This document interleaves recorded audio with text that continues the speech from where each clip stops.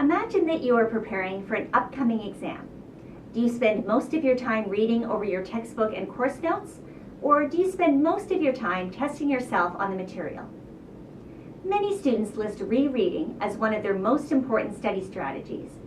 But did you know that this strategy is less effective than testing yourself on course concepts? Why is this true?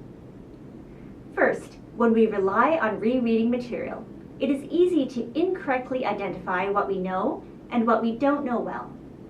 Rereading material can cause us to trick ourselves into believing that we know the material we are reviewing, when in fact our brain is telling us only that we are recognizing familiar material. Have you ever felt prepared for an exam, only to find out that you didn't know the material as well as you thought you did? This frustrating experience can be the result of relying too heavily on rereading. So, if rereading is less effective, what can you do instead? One of the best ways to prepare for an exam is to spend more time testing yourself. In other words, answering the types of questions that you might see on the exam without looking at your books or notes. Why does this help? First of all, a phenomenon called the testing effect shows us that when we make ourselves recall a fact from memory in a test-like situation, we are more likely to remember that information in the long term. In other words, testing helps you learn.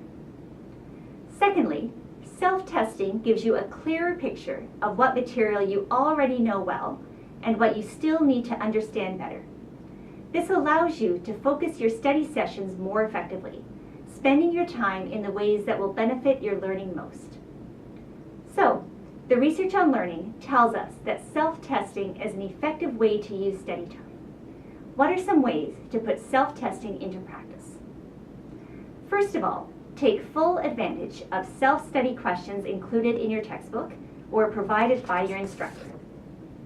When you do this, it is important to first try problems without looking at your text or notes. Try to solve the problem first. If you get stuck, then go back and review the information in your notes before trying the problem again. If your instructor gives you a practice exam, be sure to do it, following the same rules you would for an actual test. Second, create questions from your text and course notes. If you have learning objectives, turn these into questions you can answer. Rather than rereading notes multiple times, survey your notes once, writing down study questions as you review. Then, rather than rereading the notes, focus on answering your study questions.